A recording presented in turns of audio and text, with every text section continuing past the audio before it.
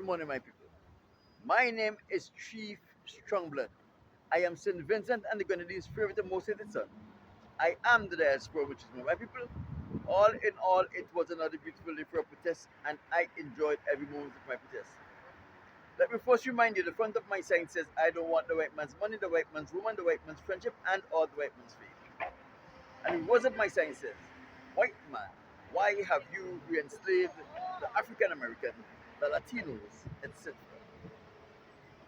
There is nothing particularly interesting that I should bring to your attention as it relates to my protest. And as you know, when I have protested and when I update you as to what transpired while I protested, it is always my pleasure to bring to you something from the word of the Most High God. My people, we are still in the book of Revelation and we have unveiled many wonderful truths over our study. We are in Revelation chapter 12 and we are going to do Revelation chapter 12 verse 10 to 12, which have a lot of things to unpack. The last time we met, we dealt with the war that started in heaven. And we covered that and we have unpacked many wonderful truths about that war. We covered it on Friday using scriptural texts, and on Monday we did a brief overview of what happened in that area. From the scriptures and from our studies, we know that Lucifer, who was now called Satan, he lost the war that he started and he was cast out of heaven because of his actions. There were no place found for him in the heavens of righteousness and perfection anymore. And this is so because of his action. He no longer met the criteria for the creatures that will exist in the heavens. He was no longer perfect, and by his actions, he have caused great pain and sorrow to now engulf the once perfect heavenly courts of the Most High God. So let us get into Revelation chapter 12 and starting at verse 10 to 12. And I heard a loud voice in heaven saying, now is come salvation and strength and to the kingdom of God and the power of his Son. For the accusers of our brethren is cast down, which accuseth them before our God day and night. And they overcame him by the blood of the Lamb and by their testimony, and they loved not their lives unto death. Therefore rejoice, O heaven, and ye that dwells in them. Woe unto the inhabitants of the earth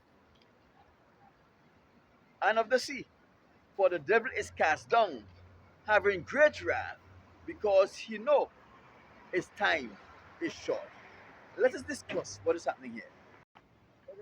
What we have to come to realize here is that the war that started in heaven was stressful, extremely stressful, and every creature in heaven except for the Most High God. It was even stressful on the Most High God's Son, even though he spent eons upon eons in the presence of his Father, even when they were in darkness together and after light was created. He saw the kingdom of heaven created. He saw all the creatures of heaven created. He saw the earth and the creatures of the earth created. But what is now happening in his presence was stressful upon him, because even though he was the most powerful creature that existed, he was not omnipotent, he was not omnipresent, and he was not omniscient.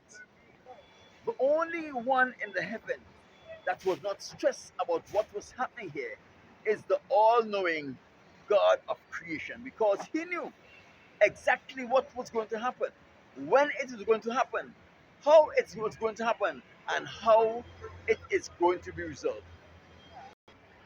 After the victory was secured by Michael and his angels' effort, and Satan was cast out of heaven, then came a loud voice that says, now is come salvation, rescue, strength, and the kingdom of God and the power of his Son.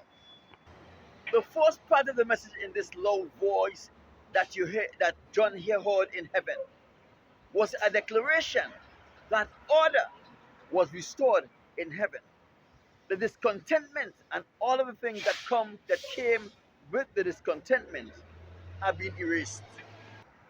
The next part of the great voice that make the declaration says, "For the accusers of our brother have been cast down."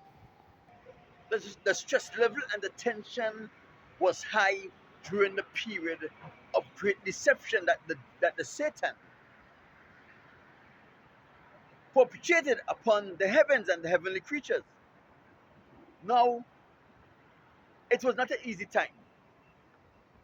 There were some angels like Michael and Gabriel who openly defied Satan's authority and told Satan to his face that he is being deceptive, he's a liar. When those angels who knew better opposed Satan publicly, what Satan did, he went to the Most High God and he complained to the Most High God that Michael and others are defying his authority in the presence of the other angels. One of the things that Satan refused to do is to inform the Most High God as to why Michael and others choose to defy him and to call him a liar in public. He did not understand that the Most High knew everything that have been happening. It was upon the instructions of the Most High God that the Son of Man instructed Michael to deal with the problem that has now popped up in the heavens.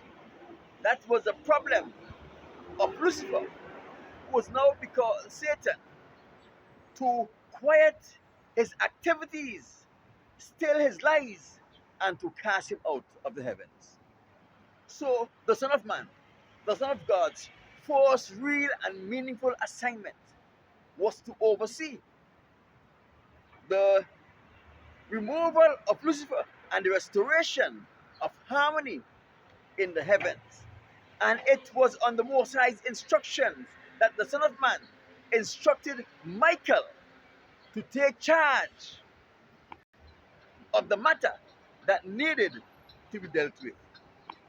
Verse 11 says, "And they overcome the devil by the blood of the Lamb and by their testimony, and they love not their life unto death." Remember here that when this war actually took place in the heavens, Yahweh, the Son of Man, have not yet come to the earth. He was not yet crucified, and he has not been resurrected as yet. John was exposed to a phenomena that happened even before the fall of man took place. But remember, when John first saw the Son of Man in vision, he saw him as the lamb that was slain. And when he saw him as the commander of heaven, instructing Michael to take charge of the problem that arose in the heavens, he still perceived him as that which he knew of him before he saw the vision, and that which he saw him when he first pictured him in the heavenly realms. So, what was their testimony? Their testimony is that they were on a mission. Although they got the instructions from the Son of Man, they were on a mission that was ordained by the Most High God. And they loved their life even not unto death. They didn't care if they died. They were willing to sacrifice their life to ensure that they were successful in carrying out the will of their God that they love, the will of their Creator, the will of the God who is now giving them the greatest assignment they have ever received. Then the command came to the heaven that says, "Rejoice, O heaven, and he that dwells therein." But it says no, they must rejoice because tranquility and peace have been restored in the heavens. But they're saying, woe unto the earth, for the devil have, and the sea, for the devil have come down with great wrath, because he has just for a short time. And we saw all of the chaos, confusion, pain, suffering, and death that the inhabitants of the world had to endure over centuries, because the devil was cast down onto the earth. And he had great wrath, because he had a short time. The devil is going to soon, very soon, meet his end. What is a million years to a creature that was never supposed to expire, that was never supposed to die? Like this video, share this video, leave a comment on this video. Remember to like and subscribe to this page. And there are many more videos like this right here. Go peruse those videos and let me know what are your thoughts about what you have seen. My name is Chief Strongblood. I am St. Vincent and the Grenadines' favorite and most hated son. I am the diaspora machismo. I'll talk to you on Friday.